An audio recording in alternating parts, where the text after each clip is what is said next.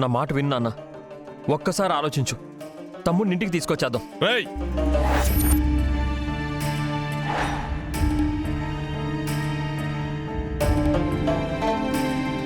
నిజంగా మీ నమ్మకమే నిజమైతే వాడు ఏ తప్పు చేయలేదని తెలిస్తే వాడి కాళ్ళు పట్టుకుని క్షమాపణ చెప్పి నేనే వాడిని ఇంటికి తీసుకొస్తాను.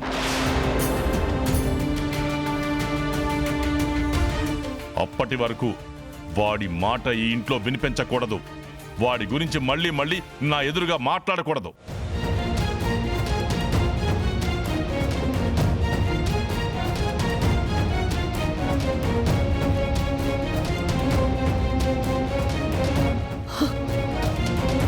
తప్పు చేయకపోతే అంటున్నాడు కదా, వాడు తప్పు చేయడురా.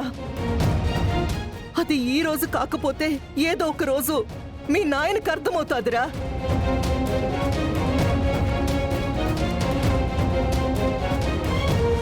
ఆ పొద్దు చిన్నోడైనా వాడికి మొహం చూపించలేక ఎవరు బాధపడేది? మీ నాయనే కదా. అది ఆయనకి అర్థం కాకుండా పోతుండదే.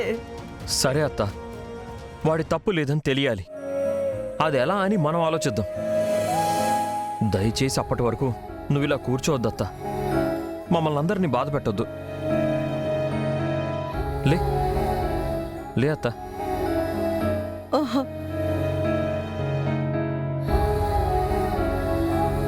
రా అత్త, పద.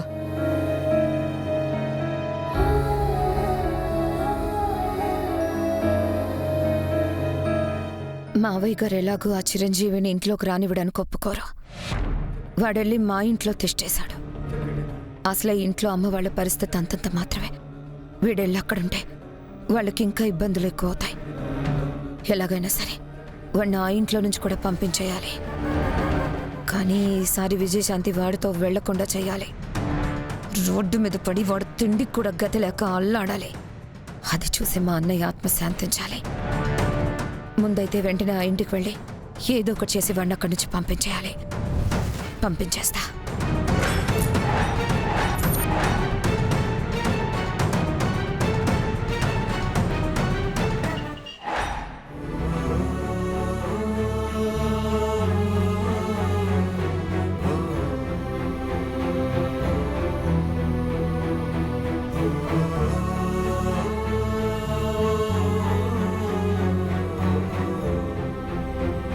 చిరు, తాగు.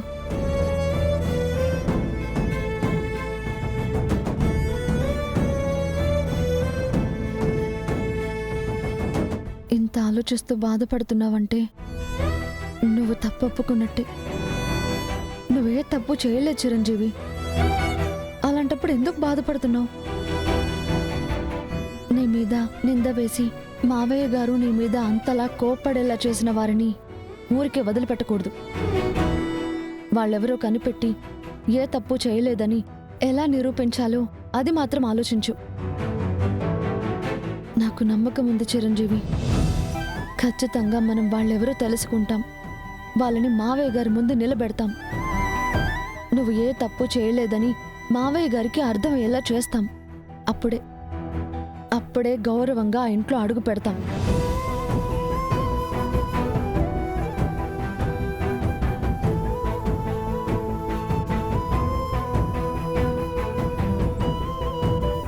నా రాత ఏందో తెలియడం లేదు పాపా. కాస్తంత తెలిసినప్పటికే మా అమ్మ నన్ను వదిలిపెట్టేసిపోయినది. అమ్మలేని లోటు తీర్చాల్సిన నాయన మా అమ్మ ప్రాణాలు పోవడానికి నేనే కారణమని నమ్మి ఈ పొద్దు దాకా నన్ను శత్రు మాదిరి చూస్తూ ఉన్నాడు. నిన్న కాక మొన్నొచ్చిన నువ్వు నమ్మినంత కూడా మా నాయన నన్ను నమ్మలేకపోతా ఉన్నాడు. మావయ్య గారు ఒకటి నమ్మారు, అందులో నీ తప్పు లేదని చెప్పే పరిస్థితి ఇంట్లో ఎవ్వరికీ లేదు.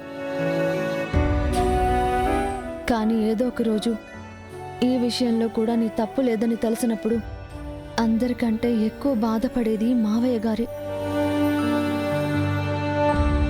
నా గురించి ఆలోచించకు. తర్వాత ఏం చేయాలి, ఎలా ముందుకు వెళ్ళాలని దాని గురించి మాత్రం ఆలోచించు. అక్క, నువ్వా?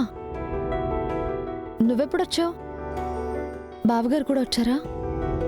లేదు, నేనే వచ్చాను. నేనొద్దని ఎంత బ్రతిలాడినా నువ్వు వినిపించుకోకుండా ఇంట్లో నుంచి వెళ్ళిపోయావు కదా. ఎక్కడికి పోయావో, ఎన్ని కష్టాలు పడుతున్నావో ఏంటో అని చాలా భయపడ్డాను. మొత్తానికి మన ఇంటికే వచ్చావు కదా, సంతోషం. అమ్మకి చెప్పింది నువ్వే అంట కదక్కా. మరి నీ పాటికి నువ్వు వెళ్ళిపోతాను అంటే చూస్తూ ఊరుకుంటానా? నా చెల్లెలు అర్ధరాత్రి పూట రోడ్ల మీద తిరగాల్సిన పరిస్థితి వచ్చిందని తెలిసి కూడా ఎలా చూస్తూ ఊరుకుంటాను? అమ్మా దుర్గా, ఇప్పుడేనా రావడం? చిన్న పనుందమ్మా, నువ్వు చెల్లితో మాట్లాడుతూ ఉండు, నేను ఇప్పుడే వస్తాను. ఉం? ఇప్పుడేం పనుందమ్మా? ఏమైనా కావాలంటే చెప్పు, నేను వెళ్ళి తీసుకొస్తాను. నువ్వు కాదులే అమ్మా, నేను వెళ్ళేసి వస్తాను. నువ్వు వాళ్ళతో మాట్లాడుతూ ఉండు.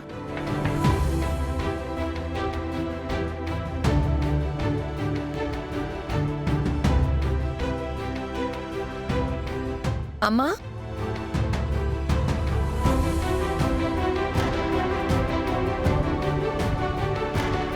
ఏంటమ్మా ఇది?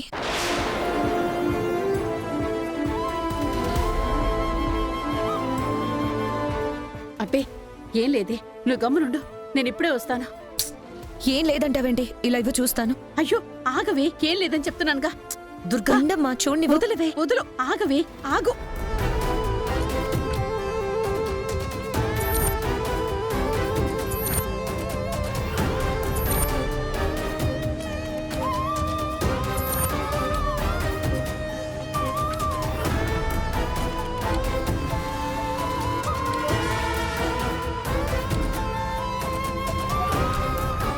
ఏంటమ్మా ఇది?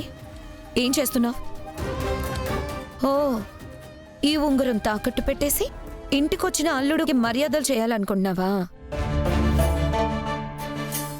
ఏంటి నువ్వు అల్లుడు గారి ముందు? సర్లే అమ్మా, మన ఇంటికొచ్చిన వాళ్ళని మనం గౌరవించాలి కదా. కాదని నేను అన్ను, కానీ ఇది ఎప్పటినుంచో అన్నయ్య గుర్తుగా దాచుకున్న ఉంగరం కదా, దీన్ని కూడా తాకట్టు పెట్టడానికి సిద్ధపడ్డావంటే తప్పదుగా. మనల్ని నమ్ముకుని మన ఇంటికి వచ్చాడు, ఇప్పుడు తనని బయటకు వెళ్ళమని చెప్పలేం కదా.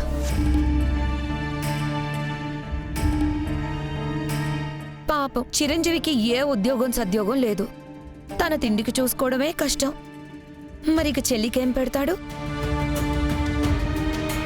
4 రోజులు ఇక్కడే ఉండి మెల్లగా ఏదో ఒక పని చూసుకుంటాడులే.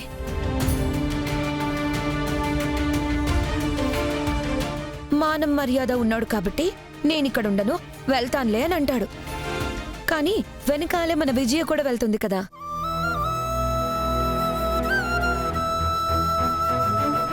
అదలా దిక్కు మొక్కు లేకుండా, తిండి తిప్పులు లేకుండా బాధపడుతూ ఉంటే మనం ఎలా చూస్తూ ఊరుకుంటాం?